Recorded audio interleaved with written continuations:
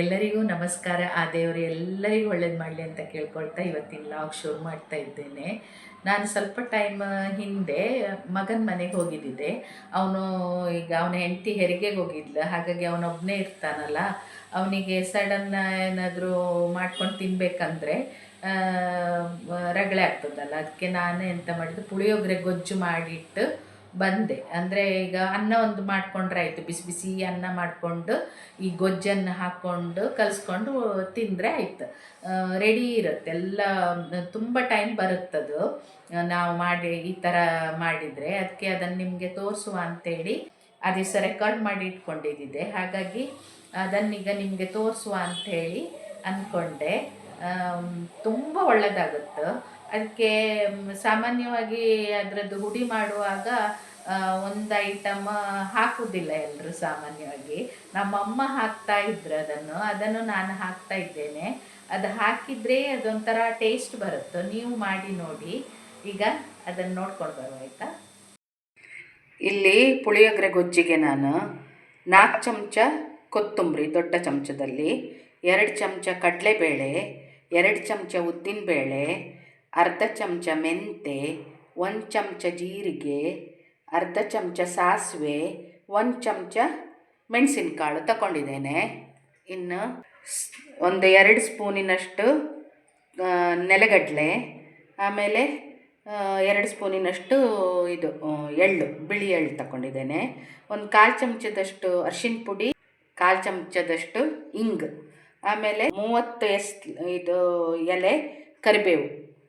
ಮತ್ತು ಇಲ್ಲಿ ಇದು ಬ್ಯಾಡಗಿ ಮೆಣಸು ಹಾಕ್ಕೊಳ್ಬೇಕು. ಆ್ಯಕ್ಚುಲಿ ಇದು ಮಗನ ಮನೇಲಿ ನಾನು ಮಾಡ್ತಾ ಇರೋದು. ಅವನು ಒಬ್ಬನೇ ಇರ್ತಾನಲ್ಲ, ಅದಕ್ಕೋಸ್ಕರ ಅವನಿಗೆ ಮಾಡಿಕೊಡುವ ಅಂಥೇಳಿ ಮಾಡ್ತಾಯಿದ್ದೆ. ಅದು ಅವನ ಹತ್ರ ಬ್ಯಾಡಗಿ ಮೆಣಸು ಇರಲಿಲ್ಲ, ಅದು ಪುನಃ ಎಲ್ಲ ತರಲಿಕ್ಕೆ ಲೇಟ್ ಆಗುತ್ತಲ್ಲ, ಅದಕ್ಕೆ ಇದು ಈ ಗುಂಟೂರು ಮೆಣಸು ಹಾಕಿದ್ದೇನೆ. ಇದು ಒಂದು 10 ಗುಂಟೂರು ಮೆಣಸಿತ್ತು, ಮತ್ತು ಸ್ವಲ್ಪ ಬ್ಯಾಡಗಿ ಮೆಣಸು ತುಂಡಾದದೆಲ್ಲ ಇದ್ದಿತ್ತು, ಅದೊಂದು 3-4 ಮೆಣಸು ಇರ್ಬೋದು. ನಾವೆಷ್ಟು ಕೊತ್ತಂಬರಿ ತಗೊಂಡಿದ್ದು ಅಷ್ಟೇ ಬೆಲ್ಲ ತಗೊಂಡಿದ್ದೇನೆ ಇಲ್ಲಿ. ಮತ್ತು ಕೊಬ್ಬರಿ ತುರಿ ಒಂದು 3 ಸ್ಪೂನಿನಷ್ಟು ಕೊಬ್ಬರಿ ತುರಿ ತಗೊಂಡಿದ್ದೇನೆ. ಇಲ್ಲಿ ದೊಡ್ಡ ನಿಂಬೆ ಹಣ್ಣಿನ ಗಾತ್ರದ್ದು ಹುಳಿಯನ್ನು ನೆನೆಸಿಟ್ಕೊಂಡಿದ್ದೇನೆ. ಇದು ಮತ್ತು ಬೆಲ್ಲ ಹಾಕಿ ಕುದಿಸ್ಲಿಕ್ಕುಂಟು. ಅದನ್ನೆಲ್ಲ ನಾವು ಹುರ್ಕೊಳ್ಬೇಕು, ಸಣ್ಣ ಉರಿಯಲ್ಲಿ ಚಂದ ಮಾಡಿ ಹುರ್ಕೊಳ್ಬೇಕು. ಆ್ಯಕ್ಚುಲಿ ಪುಳಿಯೋಗರೆಗೆ ನೆಲಗಡಲೆ ಹುರ್ಕೊಂಡು ಹಾಕೋದಿಲ್ಲ ಪುಡಿ ಮಾಡುವಾಗ. ನಾನು ಹಾಕ್ತೇನೆ, ಯಾಕಂದರೆ ನಮ್ಮ ಅಮ್ಮ ಹಾಕ್ತಿದ್ರು, ಅದು ಒಳ್ಳೆ ಟೇಸ್ಟ್ ಬರುತ್ತಂತ, ಹಾಗಾಗಿ ಅದನ್ನು ಹಾಕ್ತಾ ಇದ್ದೇನೆ ನಾನು. ಇದೀಗ ಎಲ್ಲವನ್ನು ಸಣ್ಣ ಫ್ಲೇಮಲ್ಲಿ ಚಂದ ಮಾಡಿ ಹುರ್ಕೊಂಡಿದ್ದೇನೆ ನೋಡಿ. ಅದರೊಟ್ಟಿಗೆ ಇದು ಕೊಬ್ಬರಿ ತುರಿ, ಅರಿಶಿನ, ಹಿಂಗೆ ಹಾಕ್ಕೊಂಡು ಮಿಕ್ಸಿ ಮಾಡ್ಕೊಂಡು ಬರಬೇಕು. ಈ ಥರ ಪುಡಿ ಮಾಡಿಕೊಂಡ್ರೆ ಸಾಕಾಗ್ತದೆ. ಈಗ ನಾನಲ್ಲಿ ಹುಳಿ ಎಲ್ಲ ನೆನೆಸಿಟ್ಕೊಂಡಿದ್ದೇನಲ್ಲ, ಅದನ್ನೆಲ್ಲ ಈಗ ಒಂದು ಪಾತ್ರೆಗೆ ಹಿಂಡ್ಕೊಳ್ತಾ ಇದ್ದೇನೆ. ಅದನ್ನು ಸರಿ ಮಾಡಿ ಎಷ್ಟು ರಸ ಬರುತ್ತೋ ಅಷ್ಟು ರಸವನ್ನು ಹಿಂಡ್ಕೊಳ್ಬೇಕು.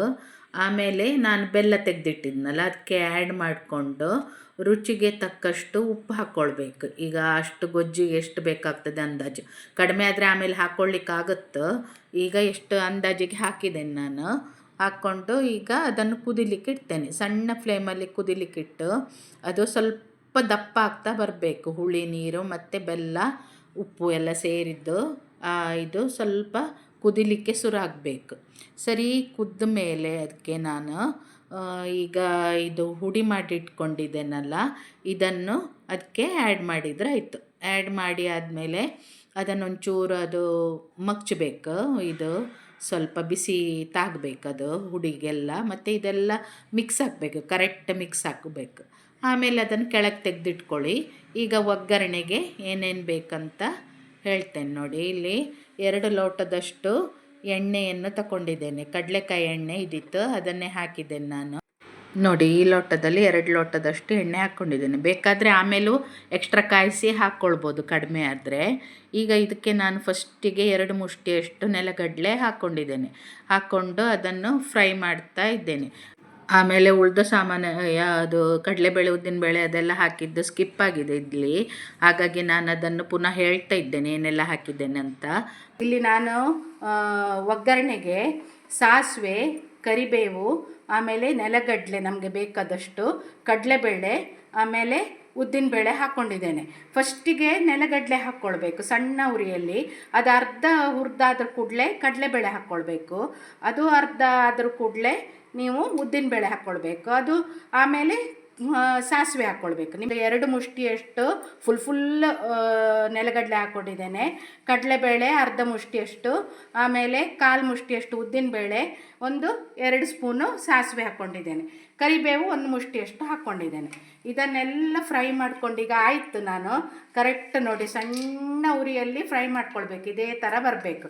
ಈಗ ಈ ಗೊಜ್ಜನ್ನು ಈ ಒಗ್ಗರಣೆ ಮಾಡ್ಕೊಂಡೋದಕ್ಕೆ ಹಾಕ್ಕೊಂಡು ಅದನ್ನು ಸರಿ ಮಗ್ಚಬೇಕು. ಇಷ್ಟೊತ್ತಿಗೆ ನೀವು ಒಂಚೂರು ರುಚಿ ನೋಡಿ ಉಪ್ಪ, ಹುಳಿಯ, ಬೆಲ್ಲವ ಏನು ಬೇಕಾದರೂ ಹಾಕ್ಕೊಳ್ಬೋದು. ಹಾಕ್ಕೊಂಡು ಸ್ವಲ್ಪ ಜಾಸ್ತಿ ಫ್ರೈ ಮಾಡ್ಕೊಳ್ಳಿ. ಆಗ ತುಂಬ ಟೈಮ್ ಬರ್ತದೆ, ಕೆಡೋದೇ ಇಲ್ಲ ಇದು. ಉಪ್ಪು ಬೇಕನ್ಸುತ್ತೆ, ಒಂಚೂರು ಉಪ್ಪು ಹಾಕ್ಕೊಳ್ತೇನೆ.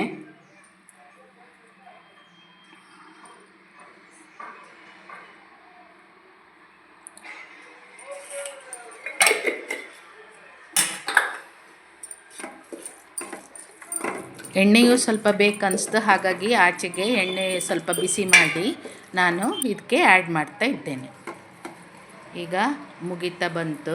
ಇದು ನೀವು ಫ್ರಿಜ್ಜಲ್ಲಿ ಇಟ್ಟರಂತೂ ತುಂಬ ಟೈಮ್ ಬರ್ತದೆ, 1-2-3 ತಿಂಗಳು ಇಡ್ಬೋದು.